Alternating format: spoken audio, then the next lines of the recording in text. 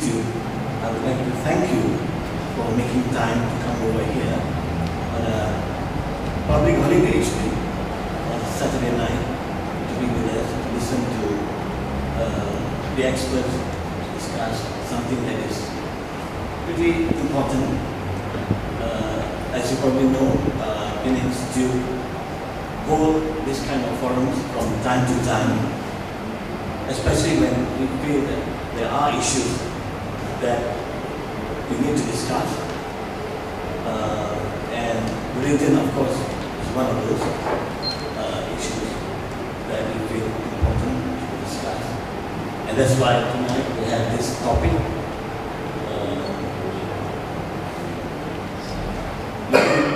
Looking at religion, not just religion of ours, but religion of the others, in the attempt to know about the faiths of the other communities, in the hope that it would promote mutual understanding and respect for each other, especially in a multi-ethnic and multicultural and multi-religious society like ours. Yeah, so that's what we have here tonight, the experts who have been in the field of comparative religion. So let me introduce to you, to my extreme left is Professor Jeffrey T. Kenny, a Walter E. Bundy Professor of Religious Studies at the Department of Religious Studies in DePaul University in the United States.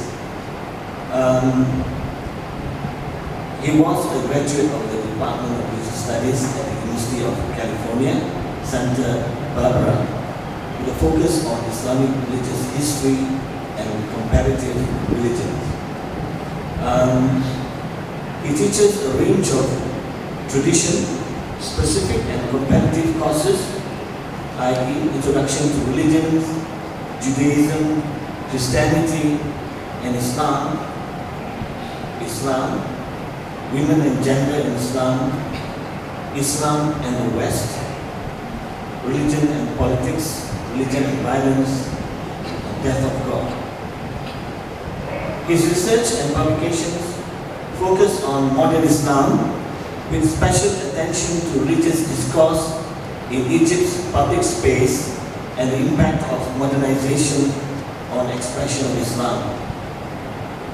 He has written on the Khawarij, the first sectarian movement in Islamic history, early sectarianism, and the awakening of this militant group's image in modern Egyptian political and religious debates. He is currently engaged in a research project that analyzes the religious spiritual content of self-help books in Egypt, the Middle East, and the larger Islamic world. For the 2012 to 2013 academic year, he was granted a Fulbright research scholarship to study the teaching of comparative religion at the International Islamic University of Malaysia.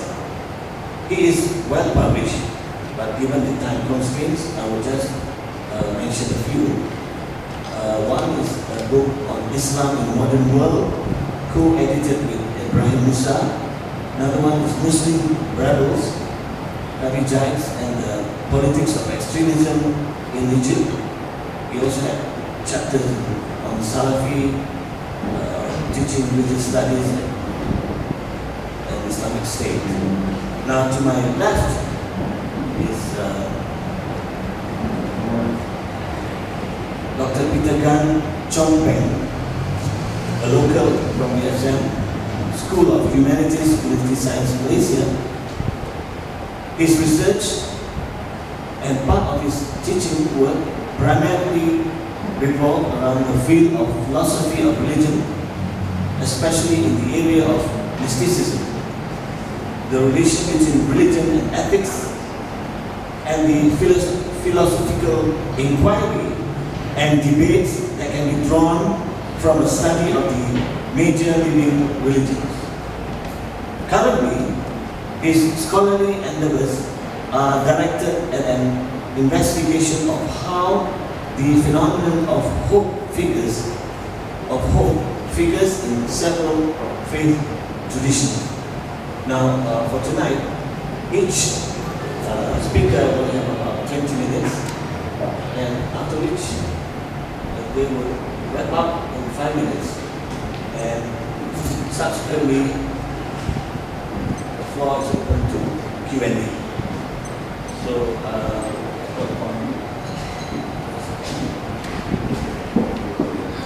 can you hear me? Is it clear? Yes? No? Okay, is that better? Testing, and all that stuff. Testing. Yeah, I don't want to have to feel like I'm a calypso singer or something. Can you hear me now? Is it okay? yeah. I think I'm just going to stand because when I typically teach, I can't sit. I just get nervous and I want to walk around, so I'm just going to do that. I'd like to thank the Penang Institute for hosting the event, Stuff on Water, for introducing me. Way too long of an introduction, we don't have that much time this evening. It's very good to be back in Malaysia. I think it's, I should say something about the setting. I've never spoken at Black Kettle or any other kind of kettle before when I actually give presentations. But in some ways I think this is kind of fitting because what often takes place at the university, especially things like the teaching of comparative religion, translates quite directly into the public sphere, into our civil discourse. And what I have to say this evening I think will fit that. I'm a little disappointed that our guest other speaker isn't here, because I will be speaking directly, actually, from experience. My interest in this is both coming from my background, which I'll give you a little bit about in a second, and the fact that I spent a year on Fulbright studying the way comparative religion is taught at IIUM.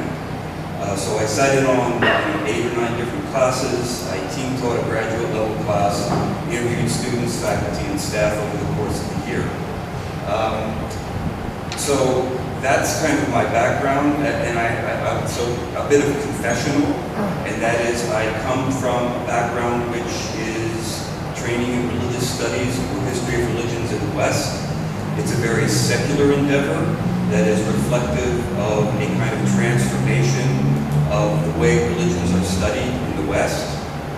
It used to be far more confessionally based, but now at most universities it's taught as a kind of from a variety of different approaches: sociology, political science, anthropology, ethnography, history, philology. There's a lot of different approaches that one brings to the study of religion, and confession is not one of them. And so the goal of where I teach is not to promote religion as in a faith, but rather to promote the importance of understanding religion and how important religion is to societies and cultures across a range of things. Across a range of cultures. And just to set the stage for this a little bit, because I think it contrasts dramatically with what I experienced, at least at IIUM, is that what I'm engaged in and what I hope to convey to students, especially in an intro-level class, we approach religions, that is the plurality of religions, and we use those to try to talk about the concept of religion. It's kind of a genus-species thing. So we'll use Hinduism, Buddhism, Judaism, Christianity, Islam, and any number of other religious traditions, talk about their rise, their development, their evolution, and what these religions have in common as this phenomenon, this historical phenomenon known as religion. So it's not to get at any one of them, although I do specialize in Islam. It's to really, even when I teach Islam, what I'm really teaching is religion. And I'm teaching them to understand what religion is as a phenomenon, as a sociological, as a cultural phenomenon. Okay? So that's kind of the background. I'll just say that specifically at my university, which I think is reflective of the larger historical tradition of the study of religion in the West in general, it was a faith-based institution originally, part of there was a large body of private liberal arts schools that were Protestant in their origins, and where the school where I'm teaching at now, I wouldn't have been hired at 50 years ago, right? Because I'm not Methodist. So if they would admit Methodist students, they would hire Methodist professors, and over the course of time, these universities have largely secularized. So they admit students of a variety of backgrounds, international and national in the U.S., and the professors are not hired according to their religion. In fact, it is illegal when we hire someone to ask them their religious background. That's even in a religious studies department. So we're hiring people based on their professional training and not necessarily what their religion is. So we don't hire people, we don't hire Muslims to teach Islam, we don't hire Buddhists to teach Buddhism, we don't hire Hindus to teach Hinduism, we hire experts in these fields. Okay? Just to give you a background. All right. So I don't know how many of you might be familiar with IIUM. It is the only university that I know of, not just in Malaysia, but in the entire Muslim world, that offers an undergraduate degree in some relationship to comparative religion. The department is known as Usuluddin in comparative religion, and Usuluddin is basically the fundamentals of the faith. Some people would call it theology. So it's these two things are fused in the department. Now that's problematic from my perspective to begin with, and I think it's safe to say that what's being taught there is what I would call theology of religion. That is, it's other religions, and I would say not just other religions, but ideologies, modern ideologies, are taught from a faith-based perspective. Now, the faith is up for grabs a little bit here because there's a diverse number of professors in the department with different backgrounds. I'd say overall the university is relatively conservative, and so is the department, but the people there are from a good number of backgrounds, and they have different attitudes, both towards I'd say the administrative structure of the university and the ideology that undergirds the university, which is referred to as the Islamization of knowledge. So the whole institution is based on the idea that what they're going to do is Islamize modern fields of study like political science, sociology, anthropology, literature, and they are going to, and what they mean by Islamize is that is get out of the secular rut that the West got into and maintain a faith-based perspective for these various fields of study. Okay? Now, of course, this leads to a very serious problem right away because comparative religion, from my perspective, is understanding religions from across the spectrum of a lot of different religious traditions. But to try to Islamize it, we get into a bit of a challenge right away. And maybe what would help is because I'd say the department is an interesting phenomenon simply because it's new, it's recent. It's probably one of the newest departments in the university itself and in the larger spectrum of Islamic studies. And by the way, Islamic studies is taught in Malaysia in just about every school, and anytime you can find comparative religion taught, it's usually within an Islamic studies program. Okay? But it's clear that this department is in Malaysia. It's in Malaysia, which is multi-ethnic, multi-religious, multiracial. And here's what, for the undergraduate curriculum, this is a description of what the courses are intended to do. They offer courses emphasizing unity among the races, religious harmony, and moderation in contemporary religious discourse, which sounds to me like what they're doing is trying to create a kind of basis of social understanding, which would help these students who are, by the way, it's a 99% Muslim school as far as the students are attending their undergraduate. It's majority Malay, with some Indonesian students who are there. The graduate programs are international, and they're drawing people from all over the Muslim world, the Middle East, Persia, Central Asia. But for undergraduates, most of the people in the undergraduate courses are almost all Malay, which is to say Muslim, and the other students who aren't Malay are typically Indonesian students who are also Muslim. So what this sounds like to me when I read this first, and I read this first when I was back in the US before I got here, this sounds like what somebody's trying to do is to shape young Malays and to try to get them to understand in some way the context in which they're living and the belief systems of the people in their society, right? Except when you look at the course curriculum and the content, it becomes very, very clear that what's being taught is Islam. And with a few courses on other religious traditions sprinkled in. So you'll find two separate courses, one on religions of the West, which is essentially Judaism and Christianity. It begins with Zoroastrianism. And then there's a course on religions of Asia, which is Hinduism, Buddhism, Confucianism, etc., etc. Islam is never taught as part of the comparative array of religions. So Islam is assumed as the background basis.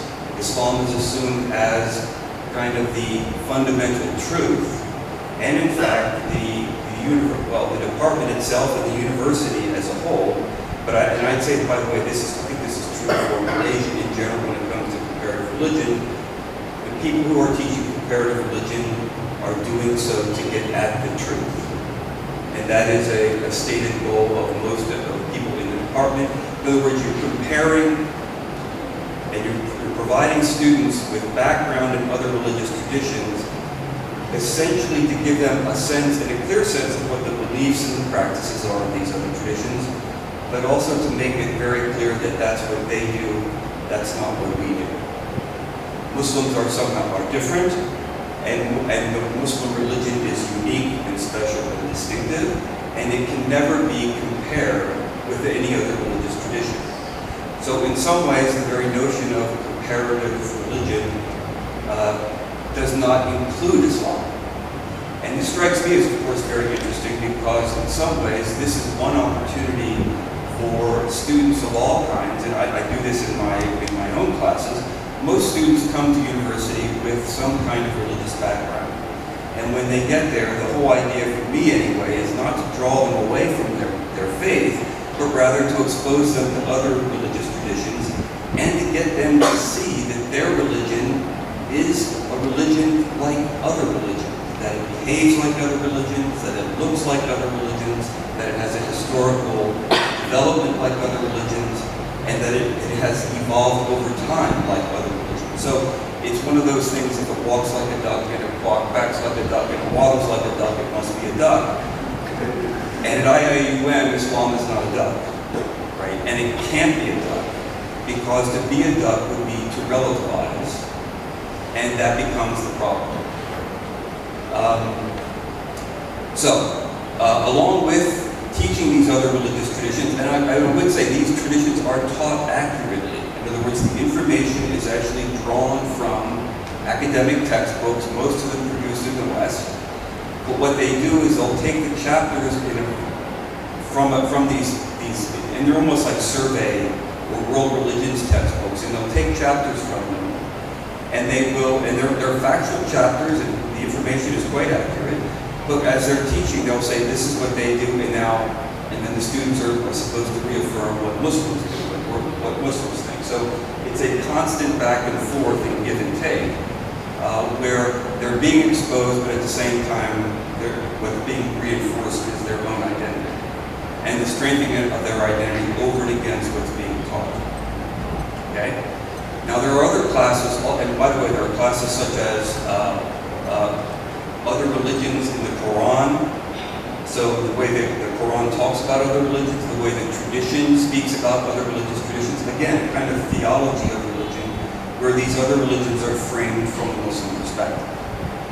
There's also courses on modern ideology, so students are exposed to what I would say, this is what is said in those classes, and that is essentially dangerous modern ideas that students need to be aware of in case they run into them once they get out there into the real world, like liberalism, like pluralism, like feminism.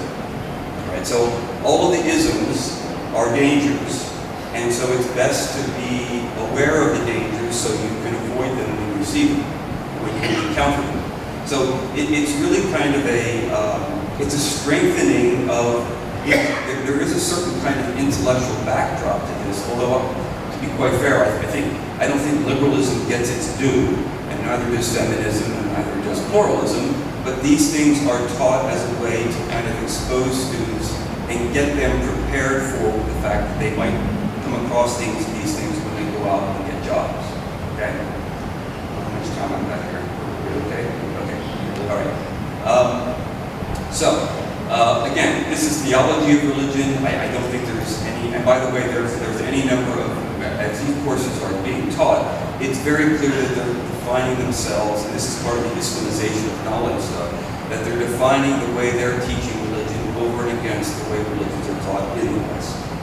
So the mistake that occurred in the West, starting in Europe and then continuing into the US, is that the secularization process took out the confessional part and is pretending to be able to be objective when in truth objectivity isn't possible according to the way other religions are taught and according to the way the instructors there at the university. In other words, objectivity is not something that can be achieved, and it's a myth. It's a Western myth. And so the best thing to do is just to be outright about what one is trying to promote. Now I have to say that the whole year was a matter for me, and I'll just put this bluntly, of me kind of cringing because I knew that I couldn't. This is, by the way, I should say, this is faith-based. This occurs in the U.S. too at faith-based schools. There are ways in which other religions are taught this way. Although I would say that in the U.S. what's really peculiar is because it's such a religious country that we have absolutely no religious education in K through 12 education. So from kindergarten to 12th grade, we don't have religious education in the U.S. unless you go to a Catholic school.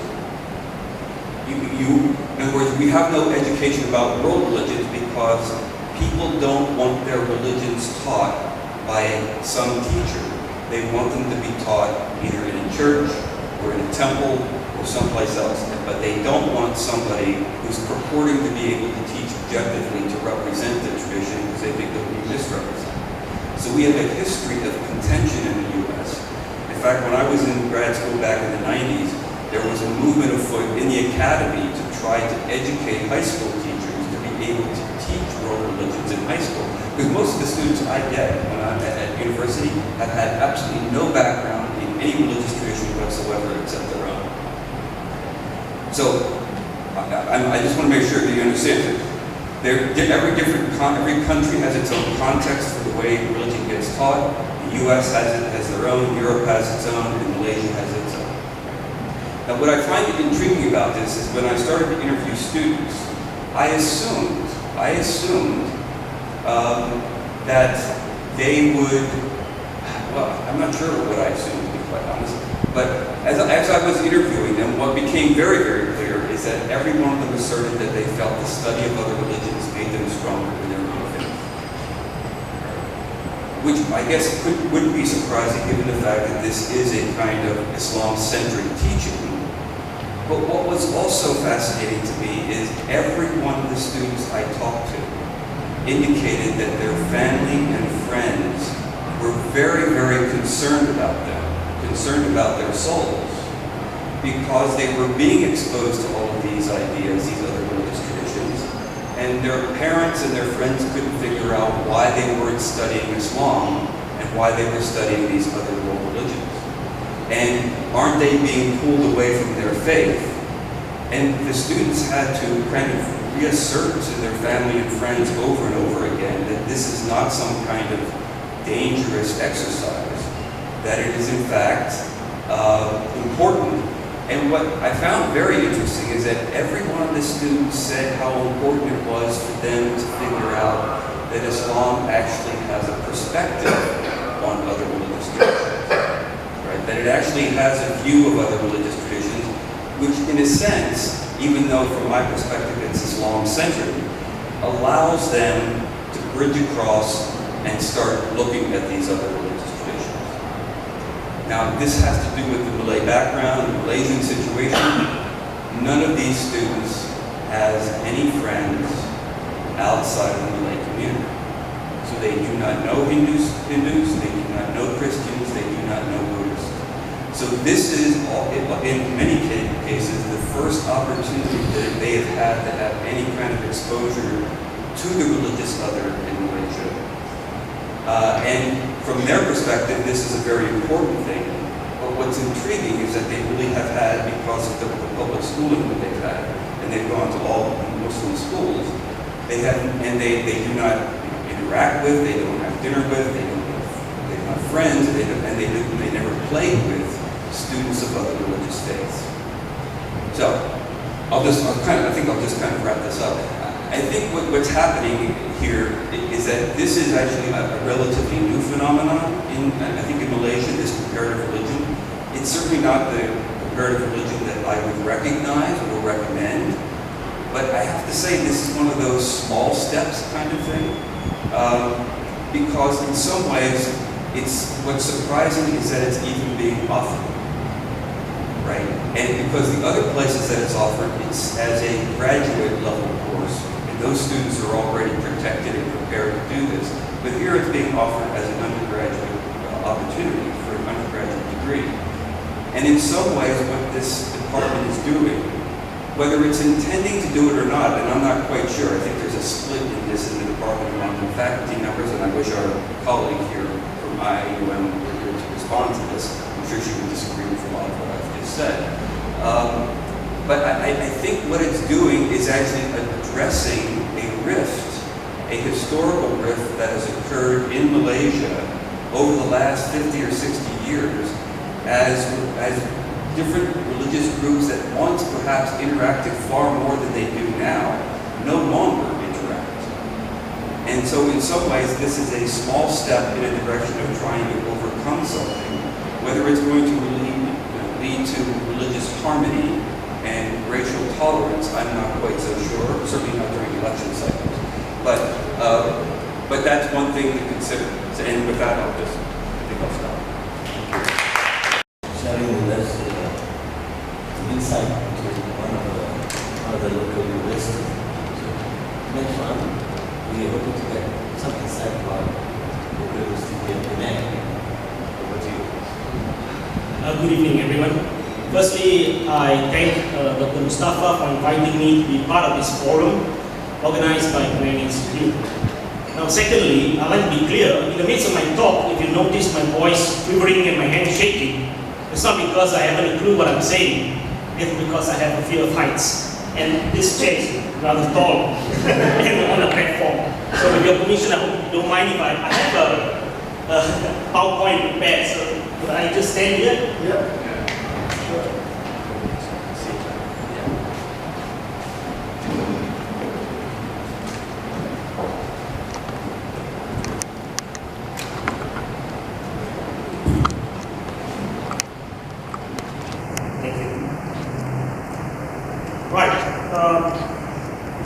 Now, in a globalized era, it's actually possible to ignore the presence of a variety of living religions in our midst. Surprisingly, despite the prediction of Karl Marx and Sigmund Freud, that both of them said that religion will eventually drive itself to extinction, it seems that religion is still alive and kicking and making its presence more pronouncedly felt than ever. So whether you are religious, apathetic to religion, or outrightly anti-religious, religion is here to stay. And along with it come the edifying as well as the horrifying. You cannot deny it. I shall divide my talk into two sections, which I call the double A. One is attitude. I shall attempt to unravel some basic and relevant theoretical elements that correlate the types of attitude towards learning about the other's religion. So that's the theoretical part. My background is actually in philosophy of religion, so it's going to be rather abstract. The second part, called action, I look at a few conditions in which the teaching of comparative religion in Malaysia may work. So, right, now, there are three important areas of inquiry with regard to religion. The first is religion. I think it's mentioned by Professor. Religion as a generic idea. So It examines issues in meta-religion, such as the problem of defining religion in general. How do you define religion? It's actually a problem. Perspectives on religious diversity, which I shall look at shortly. Relation between religion and ethics, religion and politics. So all these come under the generic idea of religion. The second area of inquiry is religions. Now this refers to specific religions such as Hinduism, together with their teachings, doctrines, practices, Sikhism, Islam, and so forth, right? Religions. And finally, religiosity. Now this is not in the order of importance, they are all interrelated. Religiosity, I use that term to refer to concrete expressions of religion, right? Practices, the state of religiosity, so to speak. Now, it's important to realize that there is diversity present in each of these areas. Diversity present in each of these areas. Religions as well as religiosity. So we have to be careful. I think it would be a mistake if we assume that an unhealthy practice of a particular religion in a community is representative of that religion in general. It's a mistake. Unhealthy practice that's at the level of religiosity does not represent that particular religion in general, or even to conclude that religion as a whole is destructive to humanity and has to be rooted out at all costs. Right? So you have people who are outrightly against religion as a whole, but they have to realize that at each of these levels there is indeed diversity. They are not representative of a particular religion, neither are they representative of religion as a whole. Now let's have a look at religious diversity is differently perceived through the lenses of the exclusivists, inclusivists, and pluralists. Okay. Now, exclusivist takes his or her religious tradition as the sole custodian of true faith and salvation. My religion has the truth, all the other religions are false. Okay. Basically, that's what it says. Now, the inclusivist, on the other hand, acknowledges the beliefs and teachings of all faiths, though still regarding his or her religion as superior and capable of generating truths that are present in the other religions. So, it's an exclusivist idea that my religion is superior to others, and actually, truth found in my religion is also found in other religions. So they have this idea of anonymous Christians, anonymous Muslims. You do not know, but actually, you're a Muslim or a Christian. So that's inclusivism. Right? And pluralism. For the pluralist, he or she considers all religions to be equally worthy and that no religion can claim ascendancy over the others. There are two versions of pluralism. One is the convergent pluralism. To express it, it means all paths lead to the summit, or all roads lead to Rome. So there is pragmatic truths to all the different religions, because at the summit, God or salvation is actually mysterious, so you do not know. But each particular religion has pragmatic truths because it works for them to reach the summit. So this is convergent.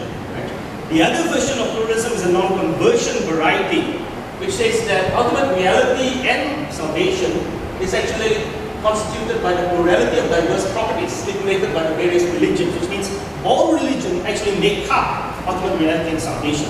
So they are all true. Right? It's not all leading to one, but everything is actually possessing, they possess truths. Okay?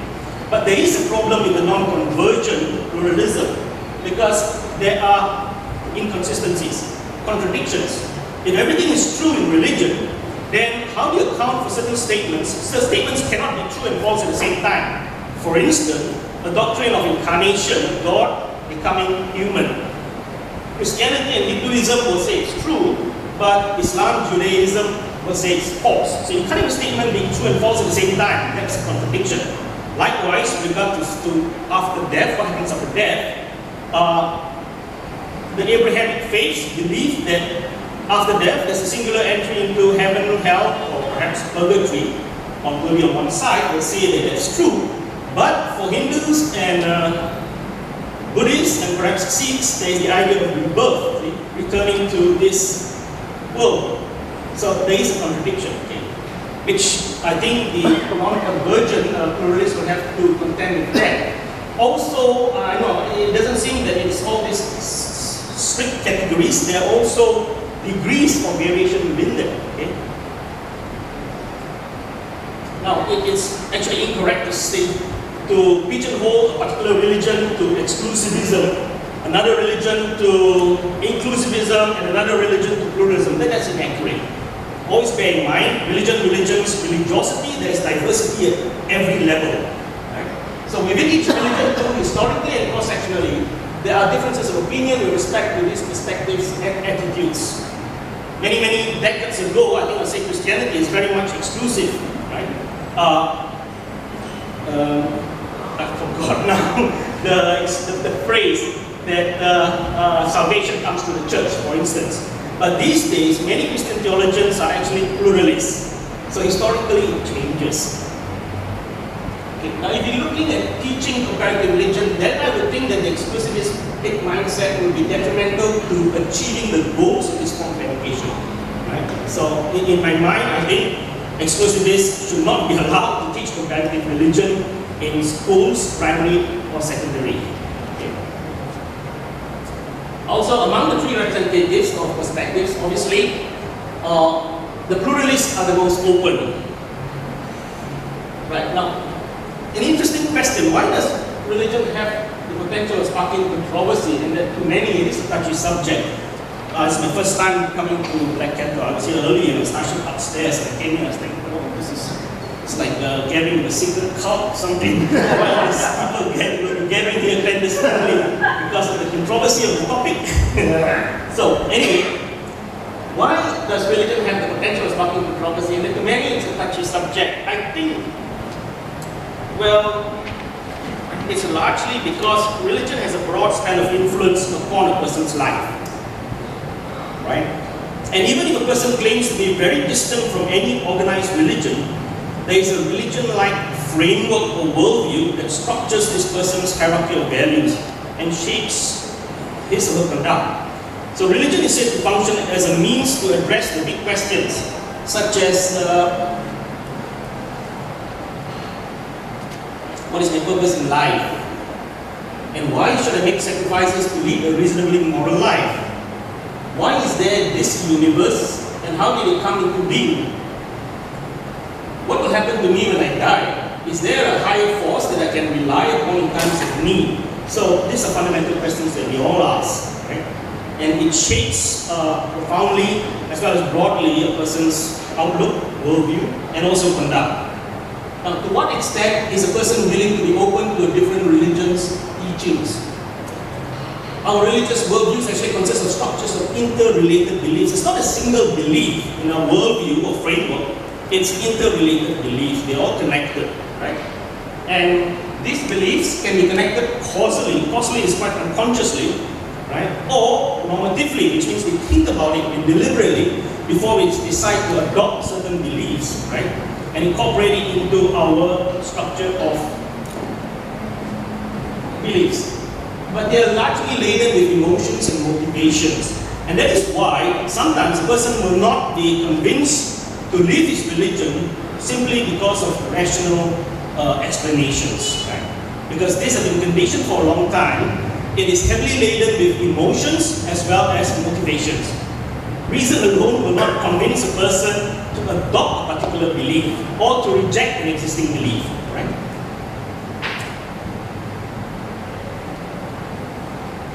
Now, we also have to bear in mind that religion as an institution has all the instruments and mechanisms such as collective religious practices that condition our psyche in reinforcing our beliefs. So in other words, it's an institution, we cannot deny it. There are external norms and sanctions. If you move away from certain norms, you will be punished, whether externally or whether internally by the experience of shame. Right? So this trying to maintain a person in a set structure of beliefs. The whole process of updating and adjusting our interconnected network of beliefs is an evolving dynamic that is heuristic in its procedure. It's a trial and error method that we adopt or we reject or we make adjustments. Now, I know it's going to be very sacrilegious of me to bring this up. Trial and error method, which means can one actually honestly claim that truth is always on one side? I don't think so. It's a trial and error method. Right? For each person's worldview, the structure of beliefs, it evolves, it changes. I'm sure your faith as a child has evolved and changed to the stage in your adulthood. Okay?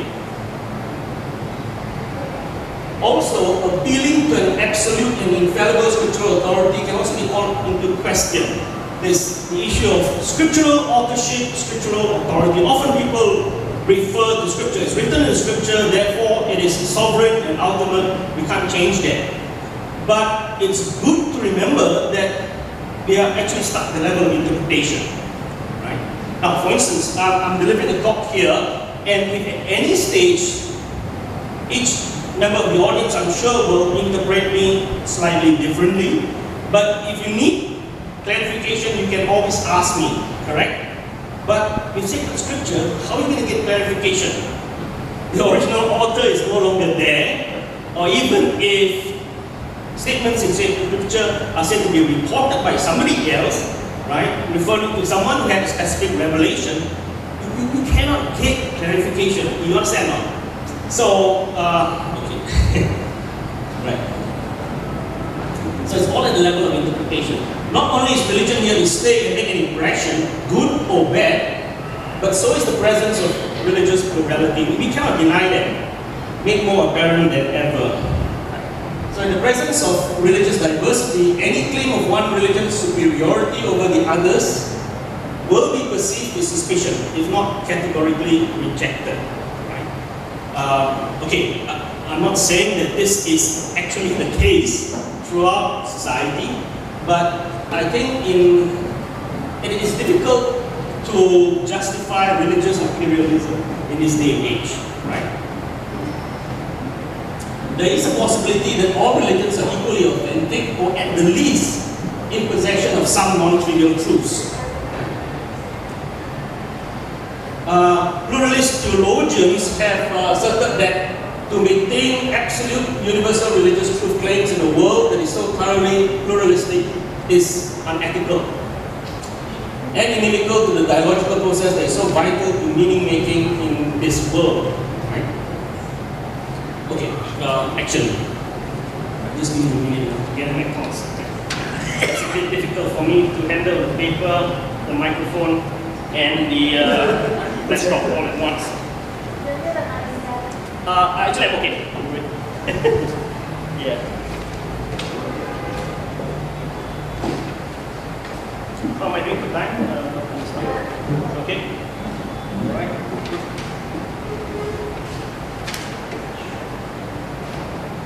I like this topic, my God, your God, and their God.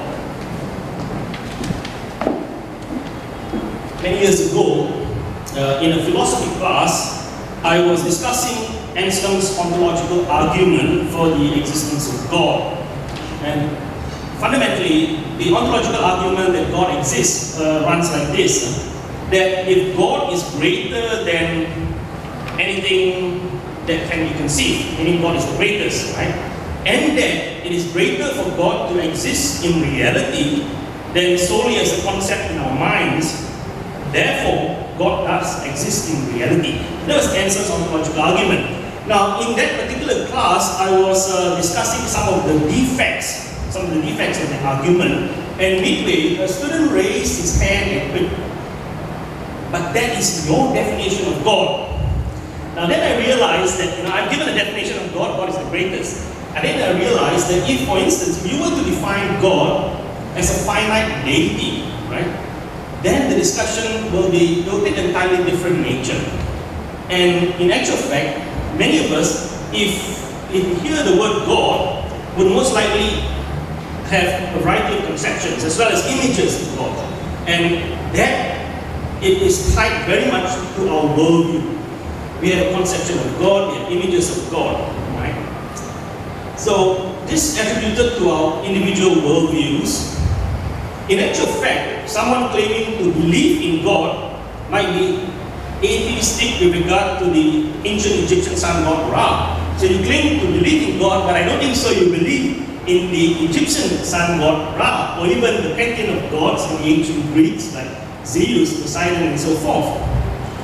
Likewise, someone claiming to be an atheist might actually believe that humanity, rationality, the universe as a whole, or even universal love possesses the godlike status of ultimacy. I've got a quote from George Klein. He said, "I am an atheist. My attitude is not based on science, but rather on faith. The absence of creator, the non-existence of God, is my childhood faith, my adult belief, unshakable and holy." So he did not arrive at this conclusion through science. It is actually faith. So although some of the atheists may disagree with me, but it's a form of religion, if you want to put it that way. And keep in mind also, Theravada Buddhism is non-theistic. There's no concept of God in Theravada Buddhism, but it is considered as a religion, right? Okay. Now, at which stage of a person's development should be introduced the subject of religions? Many will say, how about early childhood? After all, children assimilate new ideas pretty well because they have virtually no or very little preconceptions, right? But we have to be very careful here.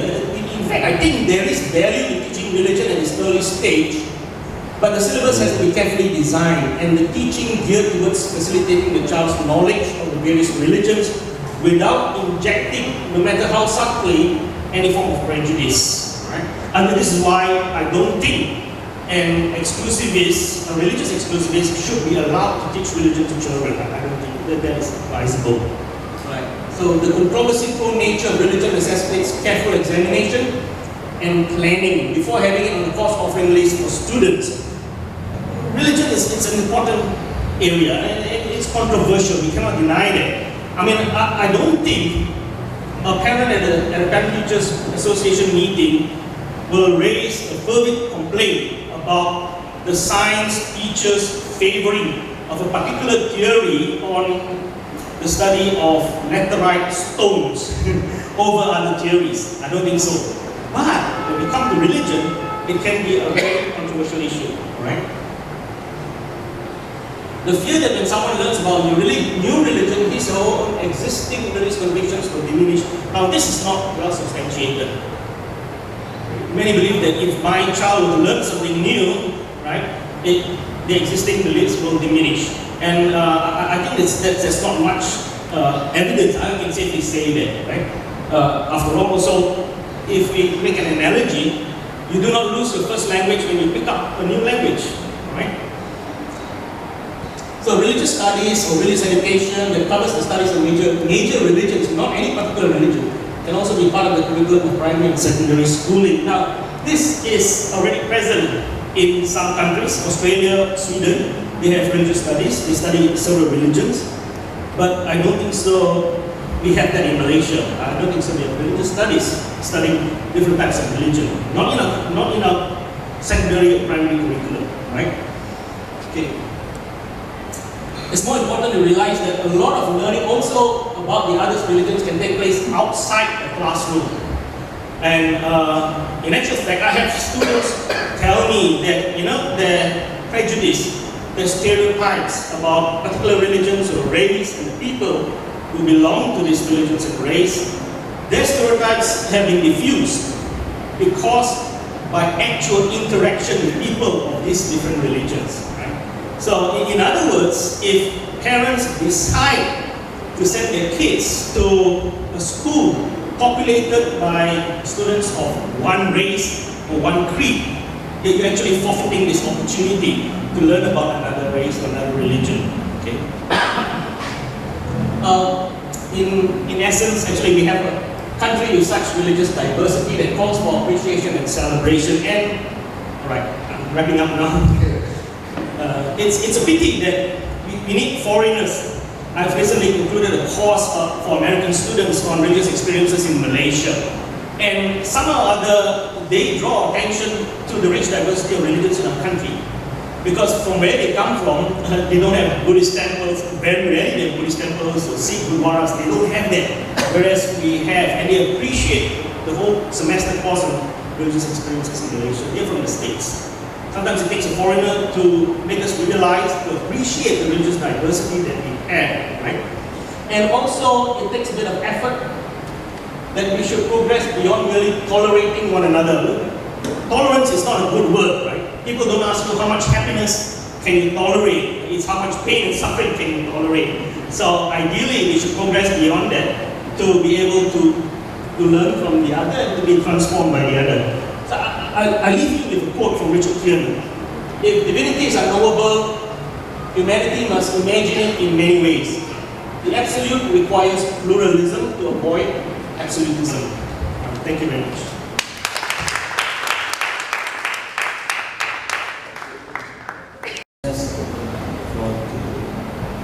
Question and answer.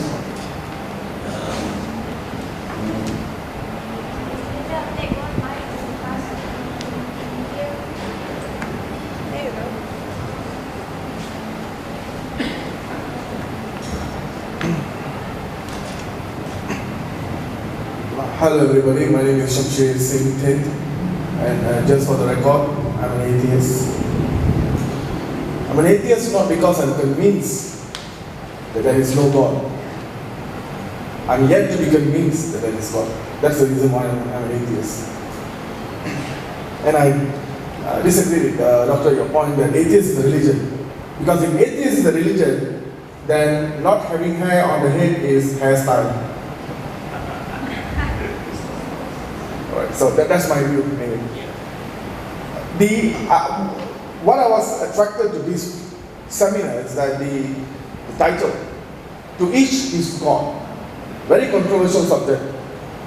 To each his God, because we don't have the chance or the opportunity to actually pick our God. When you are born, you are given a God. Maybe in the process, you might pick one or two. But there are certain religions that actually disallow you to leave the religion. Let me quote you. It's just a short question. This is from the Department of Islamic Development Malaysia. It's the portals. It's not my interpretation or your interpretation. It's the government's interpretation. The meaning of apostasy. There is a fatwa in Malaysia on apostasy. No compulsion in religion means that Muslims are not at all to force the non-believers, it's non-Muslims, to convert to Islam, because it's up to them to choose to convert or not after they have been told about Islam. So no compulsion in religion means you don't force non-Muslims to convert. However, in the case of apostasy, the apostate has committed the crime of insulting Islam, and they are bad examples to others who may be influenced by their actions and propaganda. This will surely result in the defamation of Islam, because although the Quran is silent on the punishment for apostasy, it seems that there's a hadith from Ibn Abbas that said, Messenger of Allah said, whoever changes his religion, put him to death. Now, in the context of our talk today, to his God, to each his God, how would you justify such a statement? Because there are 20 countries in the world that actually impose death penalty. In Malaysia, in Terengganu, Section 26 of the Hudud says that death for apostasy, just that the law cannot be enforced due to some complication. But the law already in Malaysia. So what is your explanation of that? I do not know. I do not have any panelists in mind. Anyone can answer. Thank you.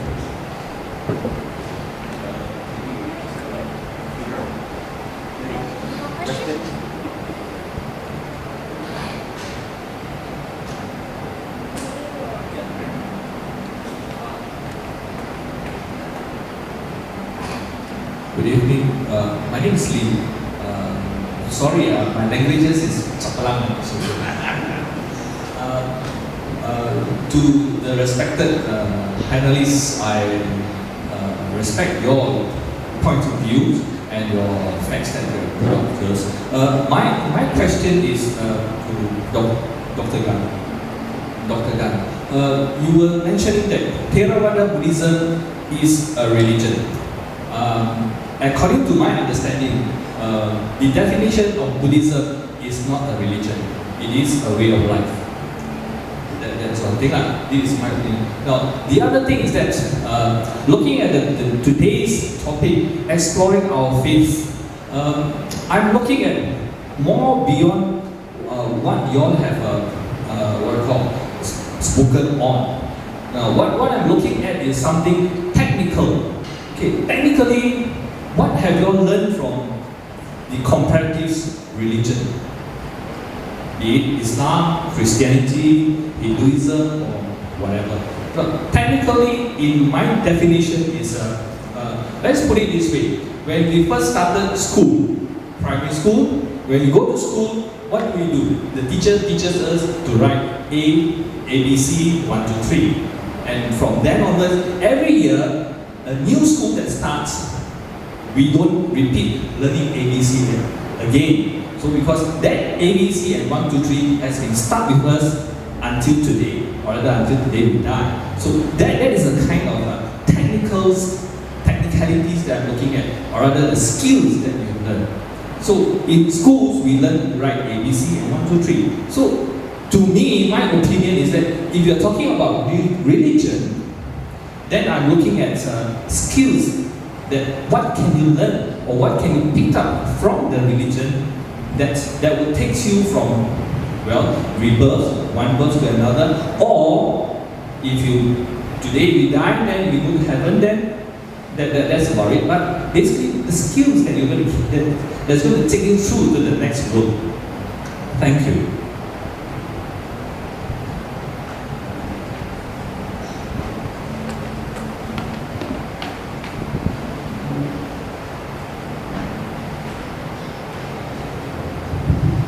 Assalamualaikum. Very good evening. First of all, I want to thank the Institute for organizing such a talk. I think there should be more. Before I ask my question, if I may chip into the first questioner, he asked about something Islam. So not really answering, but as much as there's truth in his question, certain details you can't answer in even 1 hour or 2 hours. With a lot of clarification, historical hadith that he quoted, it might be in one context. So it takes a lot. So I would urge the questioner, seek people who are expert in hadith, get more clarification, more details, can pose more questions. Why is a good question? I just want to share things like this. You sometimes need hours and hours of clarification, going back, thinking about it, coming back, giving a more different perspective to the question. Okay, my question to Professor, you mentioned about in the US that generally religion is not taught in the class until high school or after high school. Sorry, I missed that. I'd say typically in primary, secondary school, it's not taught. It is not taught. Okay. So for the US, I'm very keen because US is the sharing of the world. Yeah, in general, they are very particular about democracy, security, all these around the world. Which in a way is good, but not when it comes to religion. At least not yet. So may I ask, for those kids, do they then attend class, like Sunday class, or more than that? Generally, what do they attend? That will be my question. Thank you.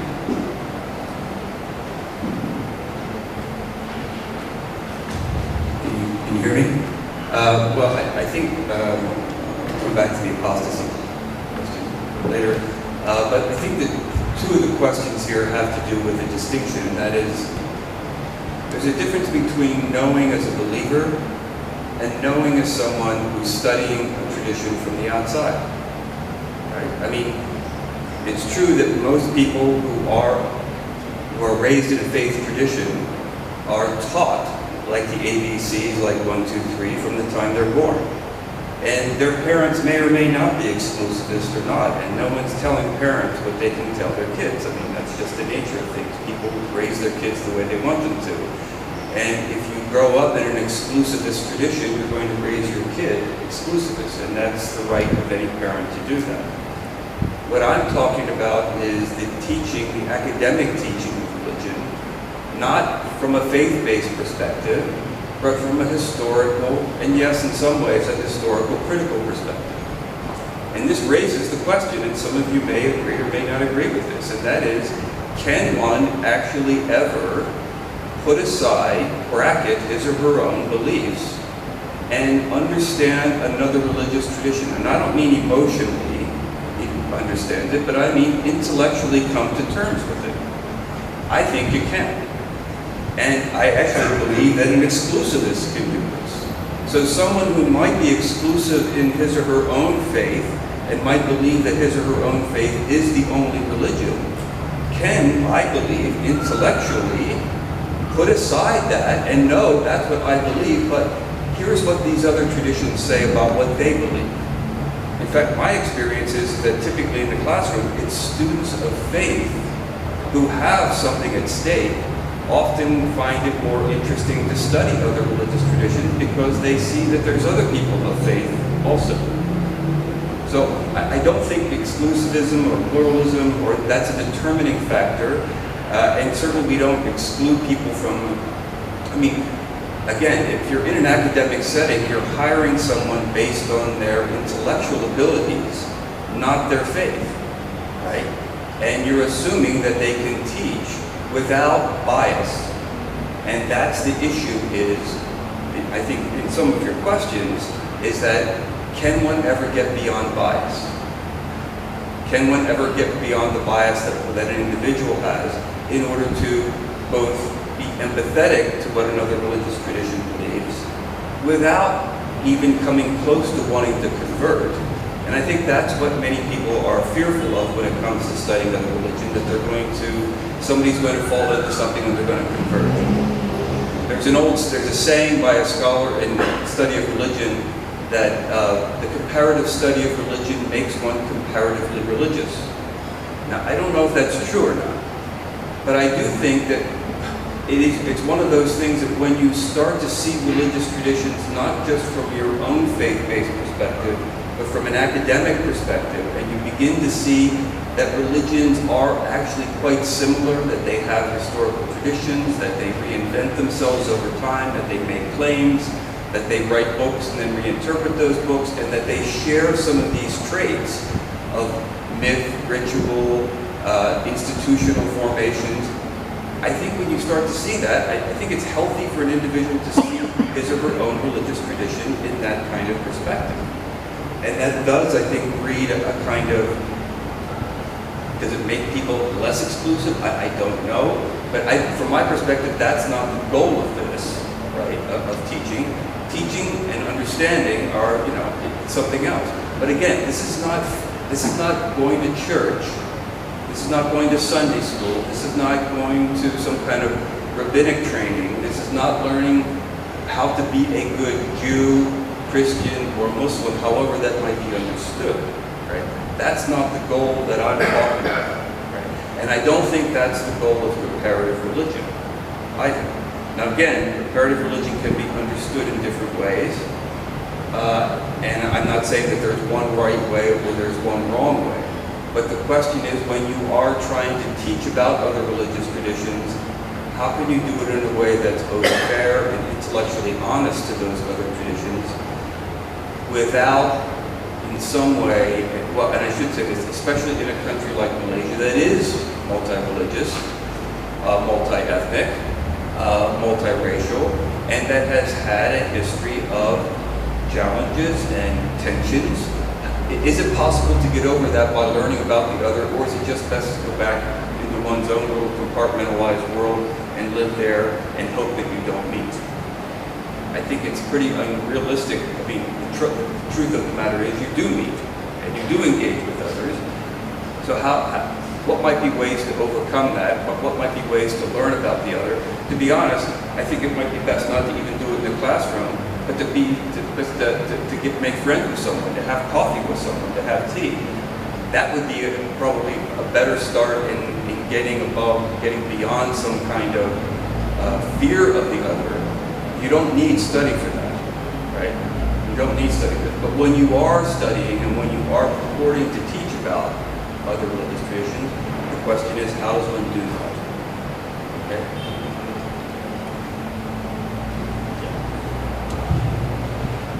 I'll try to address the first person who raised the question. This, I think, falls back to the idea of interpretation that I mentioned. There are various interpretations of sacred scripture or even the hadith. And I don't think so in Indonesia, typically, not specific states in Indonesia, but in Indonesia, if I'm not mistaken, allows for apostasy. There's no death penalty imposed on apostates. This clearly indicates that there is a variety of interpretation. And also, it's good to bear in mind that, as I mentioned, religion is an institution, and it's closely intertwined with politics, with social identity, and that could be the explanation of why certain states have very severe punitive measures for apostasy. The other person who raised the question about, I mentioned that the concept of religion is problematic. They got different people defining religion. It's not as easy as a straightforward sentence defining religion. In fact, a number of scholars have given definitions of religion which does not include the concept of belief in God. In that context, John Hick, for instance, or Paul Tillich, as well as sociologists of religion, there's no concept of God.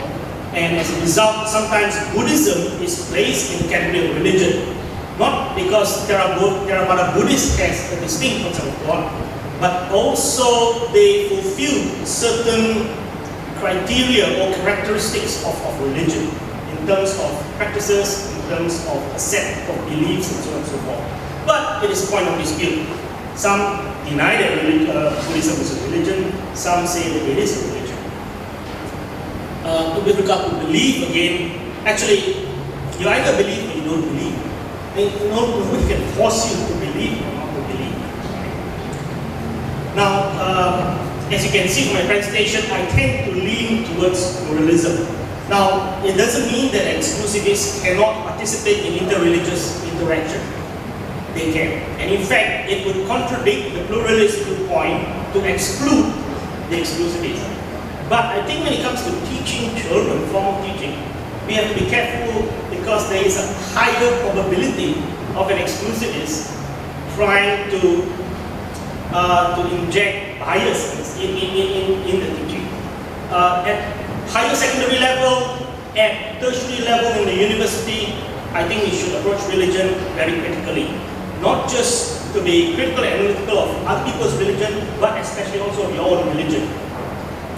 And in my mind, ideally, there's a lot to learn from another person's religion. There's something positive in another person's religion. It is not that my own religion has a proof. If you think that way, then it seems a bit contradictory. If religion has to do with ultimate reality, how come it's so limited and confined to one specific religion?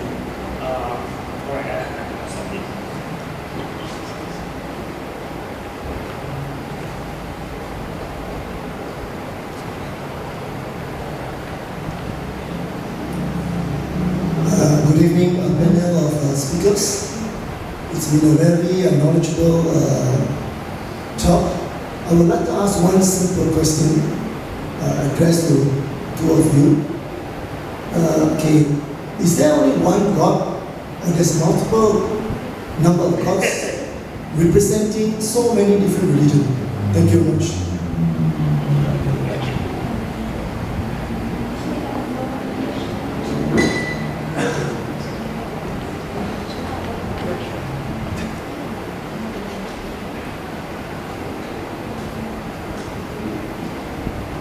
Good evening. So for now we have heard about comparative religion studies and maybe critical intellectual religious studies, and also for the there's some opinions on about comparative religions at a young age. So my question is simple. What about teaching philosophy at a young age? I mean, what's your opinion? Thank you.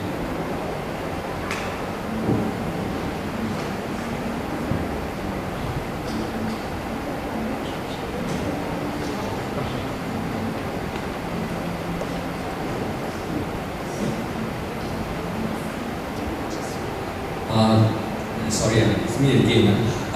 My question still stands. I am still looking for answers to my questions. What are the technical aspects that you have learned from all these religions in your comparative studies in universities? Thank you.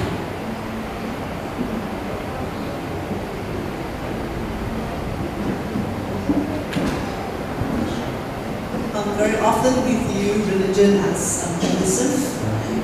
And so my question is, what are some of the areas in each religion that, or perhaps a thread of these religions that can actually promote dialogue and that can actually promote better relations, particularly in religion?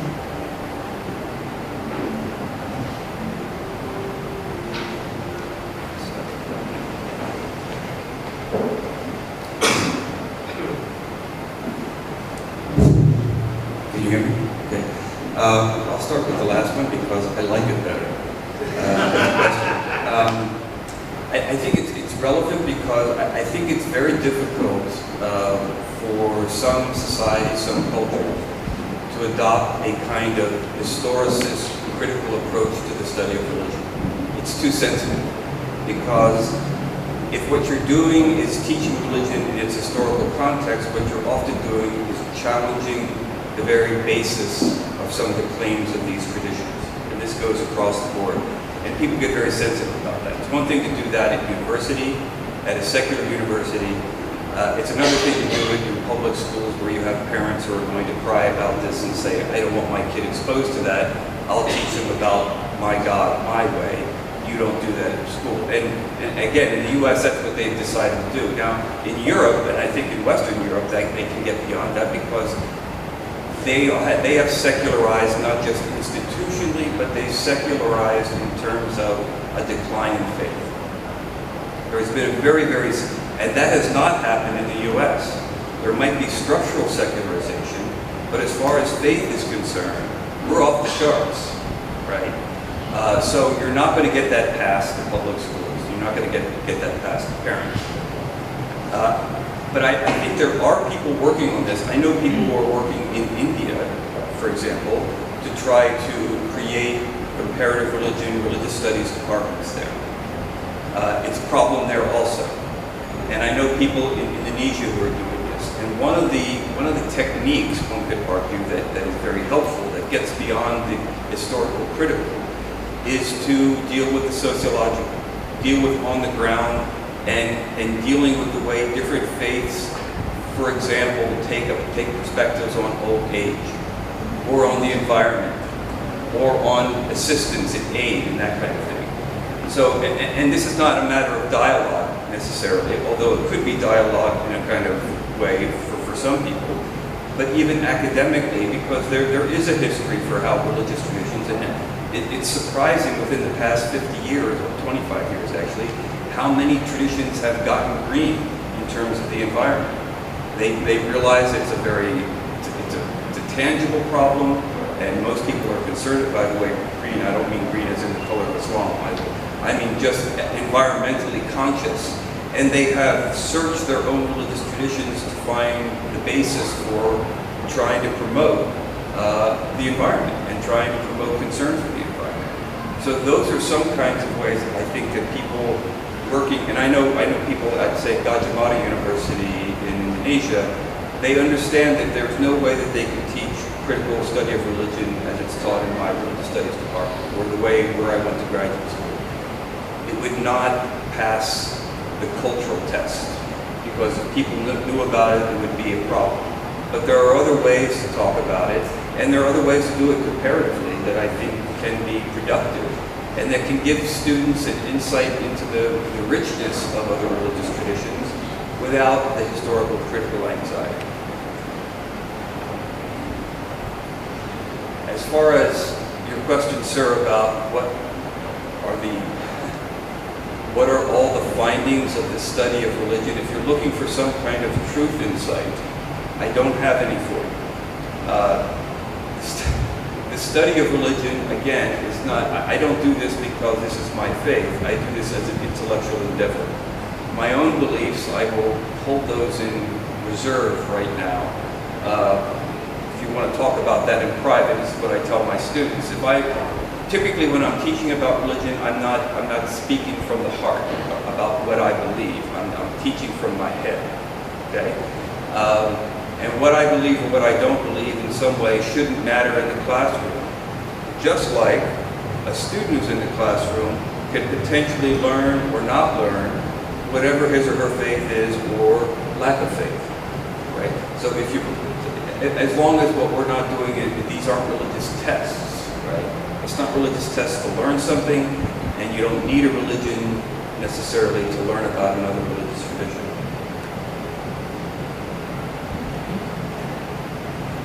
I shall attempt to answer some of the questions that I actually remember from this gentleman here at the front. He raised an interesting question, although it's very hard to answer.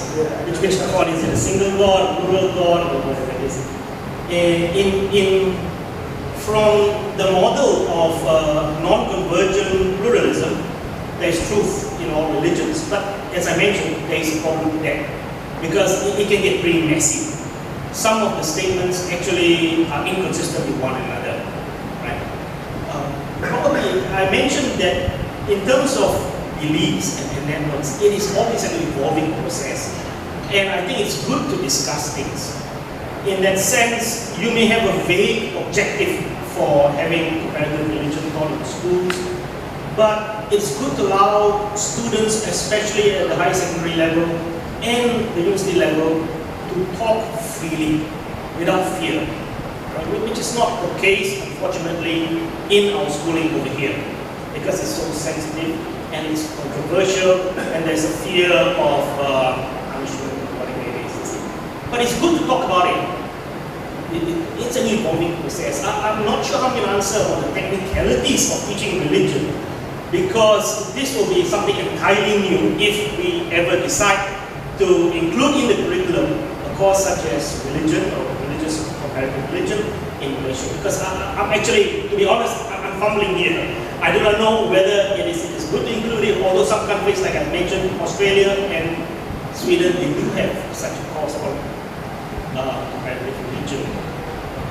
Also, the gentleman in the back, the young chap over there, mentioned about philosophy. Now, I'm in the field of philosophy, and to tell you the truth, my university is the only public university that has some semblance of a philosophy department. There are very few of us, very few students who decide to major in it. We used to have a full-fledged major program in philosophy. It has dwindled, number of students dwindled to zero. The department was closed. We had to move to somewhere else. Some of the staff had to move somewhere else. And now, conservatively, we're trying to revive a minor program in philosophy, and we have only about 4 to 5 students.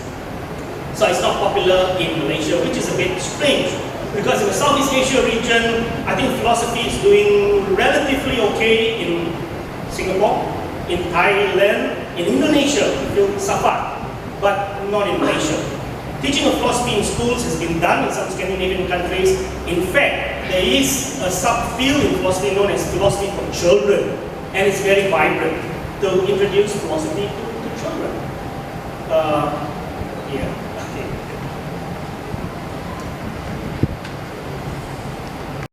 My first question, I think, the problem we have here on teaching comparative religion is one that can we go beyond thinking that understanding must equate or lead to agreement. While in that line, while interfaith collaborations, as what Professor Kenny suggested, I think it's important. But we do have comparative religion for the public. May not be the way we want it, but in the way of how Zaki Naik conducted. with the whole idea to preach and to convert and to minister. So I think those things are actually in the public sphere.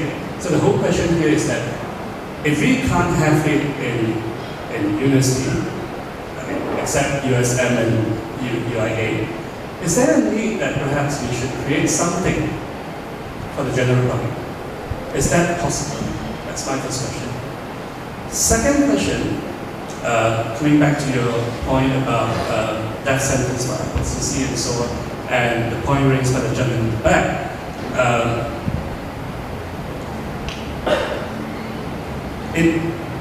It may not be, is that, that attitude that we want to have competition between religions to increase our number, to snatch followers from each other, like stealing sheep, robbing sheep.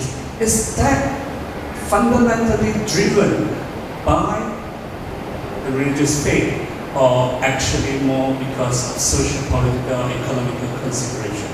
So what we do, our religious practice, is it really driven for some theological reason, or more often than not, by something else more worthy? My second question.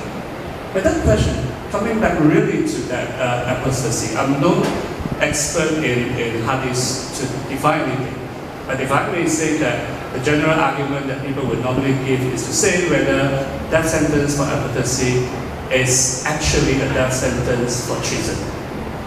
That's a normal argument. Now, coming back to Kelantan and Terengganu, the offense is called irtidat and rida.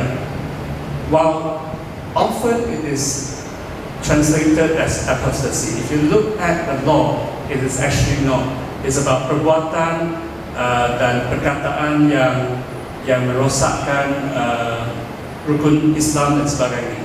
So it's about heresy. I would argue that that's actually more about heresy, because if you have a different thought that contradicts with the official interpretation of what is haram and haram, you could be convicted for irtidat and rida. Now that really comes back to this. If we do not have the room for comparative religion, do we have the room for comparative denomination? How do we deal with different thoughts between the same faith? Because often that is even more sensitive than between faiths, because the difference between faiths is wide enough for some people to say, I stay away because they're not mine. But when you have something come so close, so how is it? And I would like to look at, for example, the experience from Christianity. That's my third question. Thank you.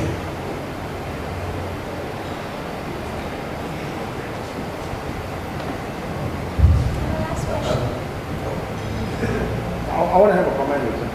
All right, later then. The issue of diversity, not just among, with the number of different religions, but even within religious traditions, of course, it is a challenge. And it's specifically a challenge in a country like Malaysia, where you have the religion politicized, and where you have the government actually deciding which version of Islam is the true Islam. So that is a difficult issue. And I think clearly, if you're going to teach the study of Islam, for example, then one should be studying both Sufism, one should be studying Shiism, one could be studying any variety of the different sectarian groups that emerge, and not teach them as heresies, but as variations on a theme of Islam. An anecdote. I was in graduate school, and the person who had been teaching Islam at my university passed away. We were hiring a new person, and I happened to be a graduate student, so I was in on the conversations and listening to the talks and the interviews. And there was a man being interviewed who was from Saudi. And he had already given his presentation, and we were actually at the end of the day sitting around having coffee. And in a rather informal conversation, one of the professors in the department said to him, "So, what do you think?" And this is before I knew anything about Malaysia or Indonesia. But he says to this man, a scholar, "What do you think of Islam in Southeast Asia?" And the Saudi immediately said, as soon as my government puts up more money to try to, promote dawah, we'll get them on the right track. Now, in my department, that's all you had to do to nix your chances to get a job, is to essentially suggest that the Saudi version of Islam is the version, as opposed to there are a multiplicity of Islams that need to be treated fairly by whoever teaches it. And in that case, somebody who was, in this particular man's case, quite exclusivist, would not have been capable of teaching Islam, let alone comparative religion. Right? So, just one example. I'm not sure. I suppose if the public university system is incapable of teaching comparative religion because religion, and specifically, let's face it, Islam, is so politicized, then one might argue that the public sphere might be the better option. The question is, are you going to be able to do it? Or can you do it? Or will you be shut down? Or how will you go about it? Right?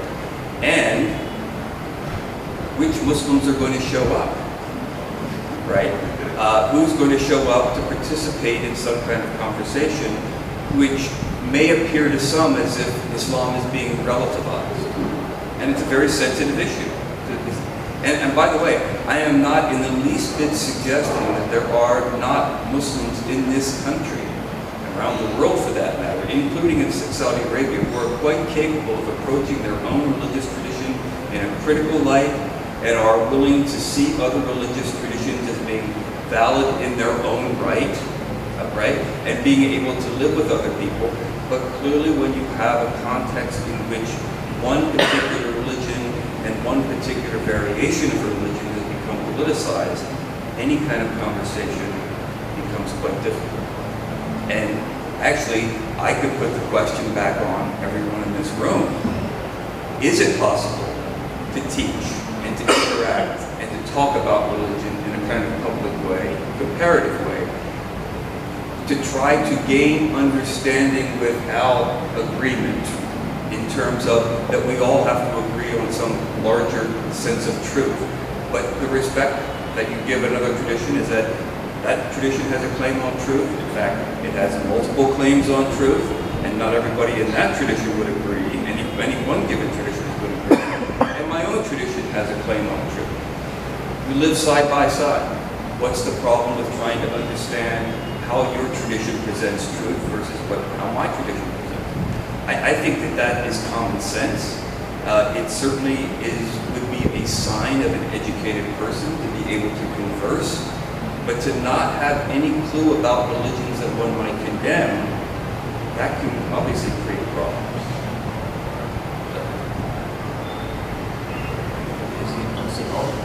I don't know. I probably didn't answer. That question you answered. The second question is about whether, religious extremism, is that driven by theological reasons?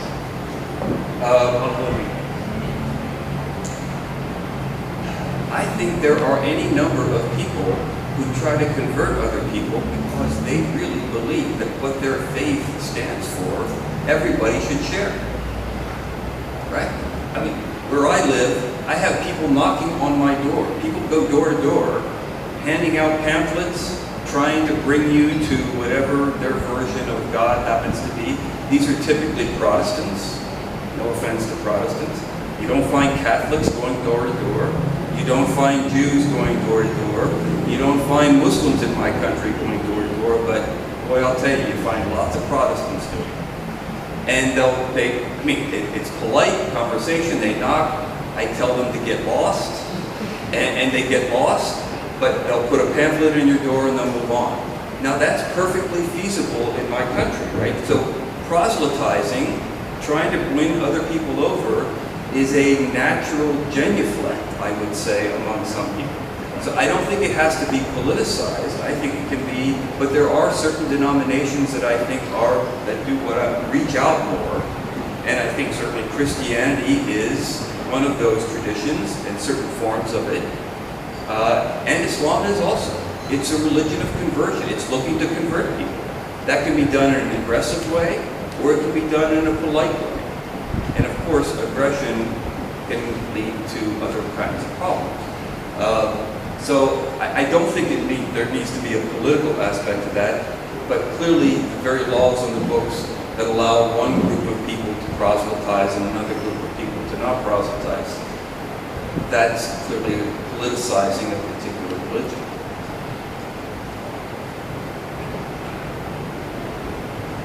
I don't think so we should agree with everything that is said by representatives of a religion, whether in a classroom or outside the classroom. I think we should be critical. And I also believe that we should not accept everything that the authorities of our own faith persuasion tells us. Even we have to question our own faith. Now, you mentioned something about heresy. Actually, what's wrong with heresy? It's good to talk about things, even though it may seem controversial. It's good to recall that many of the faith founders, were they accepted by the tradition of the time? Siddhartha Gautama, his teachings were considered as heterodox to Hinduism. Jesus Christ, he was actually a heretic in the Jewish tradition, enough for them to kill him. So, if we are so afraid of heresy, then we have to keep in mind the founders of our own religion, including the Prophet Muhammad. During his time, was his teachings considered as acceptable or orthodox? I doubt it. You wouldn't have Christianity, you wouldn't have Islam, you wouldn't have Buddhism. Because the original founders were challenging the faith tradition of their time. He has something I'll pass to you and one question there. Okay, the punishment for apostasy is not a matter of religion, it's a matter of law. See, for in this country, like I just mentioned, Section 26 of the Hudud Enactment 2002, passed by the past government in Terengganu, which is still valid until today. The UMNO government has not repealed the law. So this is a matter of law and not religion. See, I'm doing research in law, and therefore I think this is my right to speak on this topic. Now, the idea about the punishment for apostasy is only for those who leave Islam and come back to attack Islam. That was popularized by Dr. Zakir Naik. That was his answer to a question whether truly Islam, the law says that you should kill those who leave Islam. But I have just quoted from Malaysia's, the Department of Islamic Development, our own fatwa that says that if you leave Islam, then you will be killed.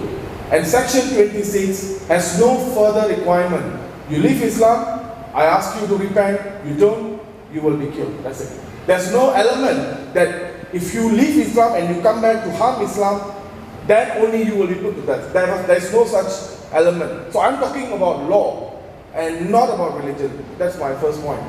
Now, I think there's something wrong with the title of today's talk. It is not supposed to be to each his own God. It's supposed to be the feasibility or possibility of comparative religion in the primary school or something like that. That would have been better. When you say to each his own God, basically you are telling that each one of you can worship the God in the way you want to be.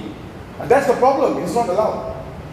It is not allowed. Even though the Christians, for example, there's no law, as far as I'm concerned, there's no law that says that whoever leaves Christianity, kill him. But I have seen how many Christians becoming so unhappy when they see one of them leave the religion. Or one of the Sikh. Someone called me from Ipoh and said there are a group of Christians going around converting the Sikhs. I said, what's wrong in that? Freedom of religion, go ahead. No, they were not happy. So people not happy when you see one of your own leave your religion. But there's nothing else we can do. But in Islam, they have that, the punishment.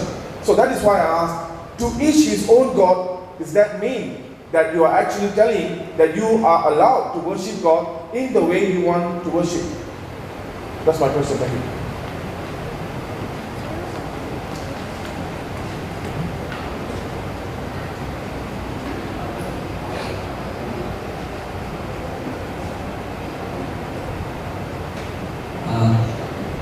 I would like to direct this to Professor Jeffrey. You were saying that you do your studies on intellectually, the research on historical basis and all that. Well, I do respect that as a matter of fact for academic purposes. But if you do comparative studies on all religions, and if you do it with Buddhism, then as far as Buddhism is concerned, you have to go into the technical aspects of it. Because this is my opinion. I could be wrong because I'm not doing research on religion. But as far as what I can understand, as to other religions as well, if you were to do a comparative studies of religion into Buddhism, you have to go into the technical aspects. That's why my question still stands. What are the technicalities that you can learn from all the religion? So, as we mentioned, doing intellectually, if you are employed intellectually, whereby you can teach without bias, that I do agree. But to study Buddhism without going technically, then I safely say that it is unfair. Okay? So just give me a few minutes to explain my stand here. I only started reading religion these last 4 or 5 years or so I'm still very new in religion. I started off by going to Christian self-groups, and I listened to them talking, and most of the time, whenever questions that I raise, in fact I don't get chances to raise questions, and they just take a verse from a chapter and from a book, and they just start explaining in their own interpretation. And the whole group has to agree with the pastor in charge, and that's a worry. After that, they have their prayers. So, and I went many a times, and it's so, I'm so disappointed in that sense. I cannot get to ask questions from them. And for Islam, I don't read Islamic studies, but I do get to hear Islamic sermons, because the place where I stay is near a mosque. And every morning about 5:30, around 6 o'clock, they have their sermons early in the morning and also throughout the day. And sometimes when I'm bored with TV programs, I switch on to this halakha and those Islamic studies, and I listen to those speakers talking, explaining the technicalities of Islam. And I also go into YouTube to listen to Zakir Naik talking. He claims that he is very well versed about Buddhism, but the way he talks about it is nothing much. He has not touched on the technicalities of it. So all these years I've been looking at from other religions. In my comparative studies, I would like to know what are the technicalities that have you dig out from all those religions, including Buddhism. Can I know that, please? Thank you.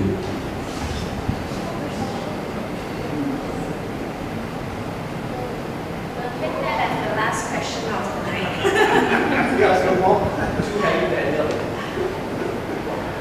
When it comes to education, of course, you have to look at the student, the learner. If you're teaching young primary school kids, you can't get in depth into Buddhism or the doctrines of any religion. It has to be at that level, because they won't be able to grasp it. But at the tertiary level, you can talk about very important issues in Buddhism. Let's say the concept of anatta, no self.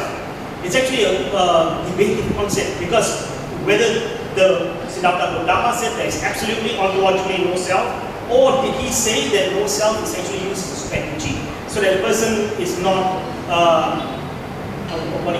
attached to the self, it's not true self. So what I'm saying is that when it comes to teaching, it's a skill. Like any subject for that matter, it's a skill.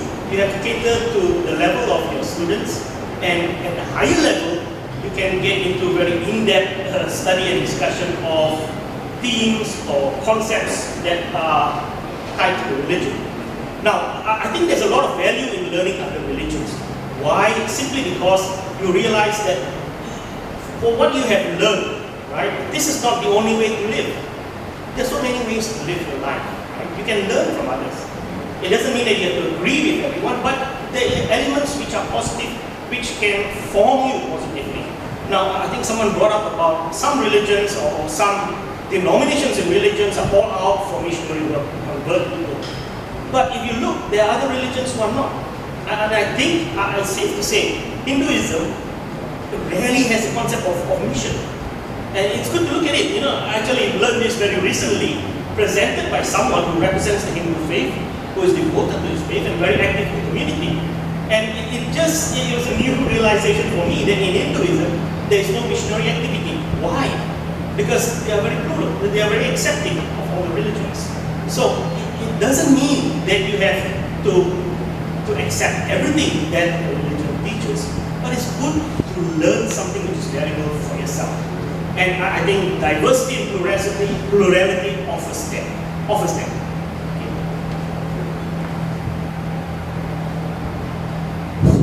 Well, I'm not sure what to say about the apostasy. I mean, clearly the founding documents of this country suggest religious freedom. There's no doubt about that. But the stipulations, I would say, are clearly more restrictive to Muslims. So actually people of other faiths, not the majority faith, in strange ways have more religious freedom than Muslims do. It's a given. And that's a legal issue which has religious implications, but it's a legal issue because it was a religious issue to begin with. So those things are intertwined. So I don't know what I didn't come up with a title here to each of their faith, and I'm not responsible for the fact of the documents or the Reed Commission or anything else that went into the founding of this country. I don't want to take responsibility for that. But obviously it is a strange thing. But just like many of the founding documents of any country, there are problems with them and problems of interpretation, right? That doesn't mean they can't be uninterpreted or reinterpreted or renegotiated, but those are problematic things to do, as you well know. Sir, I don't even know how to answer your question. I'm sorry that you've had bad experiences with religion. I'm not trying to convert you to anything, right? I don't really, no offense, I'm not really concerned with what you believe in that sense. I'm here to talk about the teaching of religion and what that might entail, and perhaps to hopefully try to convince people that learning about another tradition is not the same thing, and understanding it is possible to do whether one is a member of the tradition or not, right? That this is really kind of a common sense thing. And that I think we all wear multiple hats, we all have multiple identities.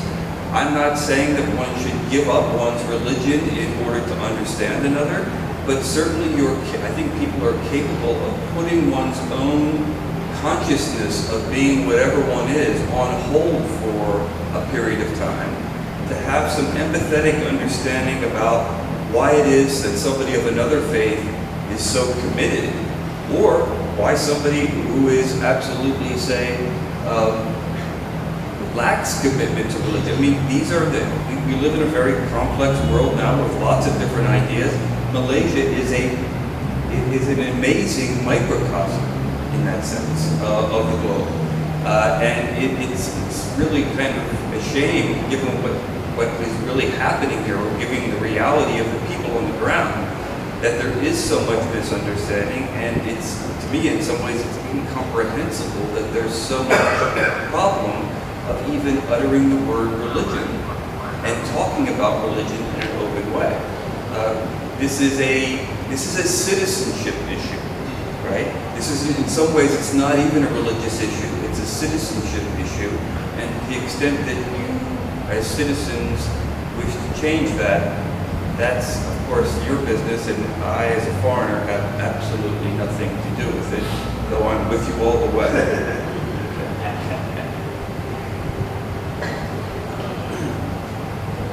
I'm afraid we have come to the end of our exciting conversation on Last. Okay, last one. Memory.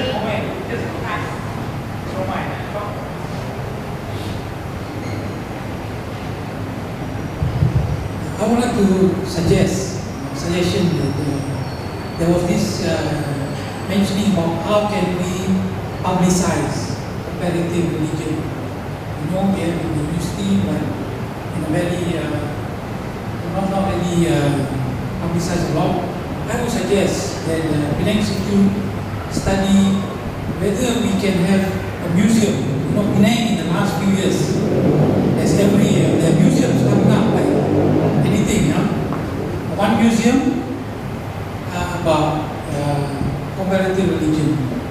In Malaysia, we know, of course, Islam has its body. Other religion, there is this body. On and on, you see the comment in newspapers. They represent other religion.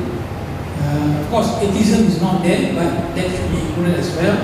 Because I recall, a number of years ago, there was an exhibition in the town hall. There was this initiative, all the main religion of the world. There was a proper write-up. You can read through it.